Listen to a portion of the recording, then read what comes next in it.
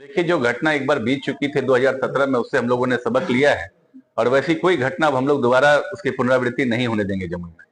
अभी आपने देखा होगा कि कुछ बलियाडीह में कुछ असामाजिक तत्व, जिनको मैं स्पष्ट शब्दों में कहता हूं कि असामाजिक तत्वों ने जाके वहां पे ये जिस तरह से बरगलाया है, उकसाया है लोगों को, वो नहीं होना चाहिए था।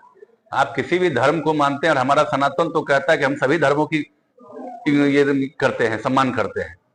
फिर ये कहां से सनातन में आ गया कि सनातन में हमको कोई बता दे बृहस्पति और रविवार को कोई खिचड़ी खिलाता है, ये शनिवार और मंगलवार का इसलिए दिन तय है।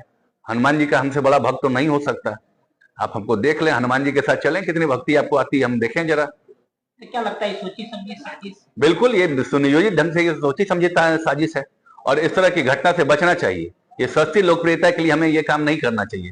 ये सस्ती लोकप्रियता है और ये सस्ती लोकप्रियता के लिए लोगों को इससे दूर रहना चाहिए। और ऐसे अगर जो भी सस्ती लोकप्रियता के लिए अगर इस तरह से कोई गिरा हुआ काम करते हैं, उन पर अविलंब कार्रवाई होगी और कार्रवाई हो रही है।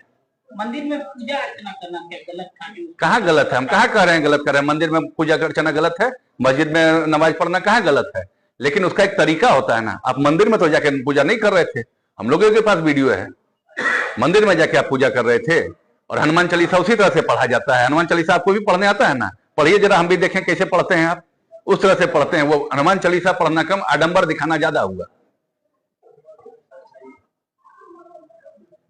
जम्मूवासियों को क्या कहेंगे आप? सांप्रदायिक सौहार्द को बनाए रखें और इस तरह के माहौल से और इस तरह के जो तत्व हैं, इनसे बचाइए अपने आप को। भेड़ चाल में नहीं चलना है हम लोगों को। हम लोगों को यहाँ पे जो सांप्रदायिक सौहार्द है, इस सौहार्द को हम लोग को बचा के रखना है। और इस तरह की बातों को लोग सुनाते हैं, बरगलाते हैं। कहाँ पे आपके साथ इस तरह का, आप भी पत्रकार हैं, आप तो जाते हैं, कहाँ आपके साथ कोई दुर्व्यवहार हुआ? कहीं मुस्लिम मोहल्ले में आपके साथ कोई दुर्व्यवहार हुआ है क्या?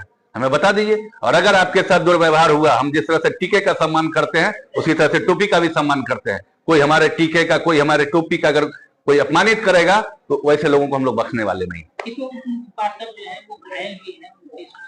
तो भाई गए थे क्यों आप वहां पे? हमें ये बताएं, आप वहां पे क्यों गए थे? आप वहां पे क्या करने गए थे? और अगर आप वहां पे गए थे तो क्या आपने प्रशासन को इसकी सूचना दी थी? क्या आपने इसका लाइसेंस लिया था? हम घर में या कोई भी कोई जागरण करते हैं या कुछ करते हैं, उसके लिए लाइसेंस लिया जाता है। पत्रकार बंधु, इसकी तो जानकारी होगी आपके पास। तो क्या उन्होंने लाइसेंस लिया था? लाइसेंस लेने के बाद क्या ऐसी कोई घटना घटी है क्या? कहीं बताएं। और लाइसेंस लेने के बाद अगर इस तरह की घटना घटती तो हम मानते कि वहां के लोग दोषी हैं जिन्होंने इनके ऊपर हमला किया है।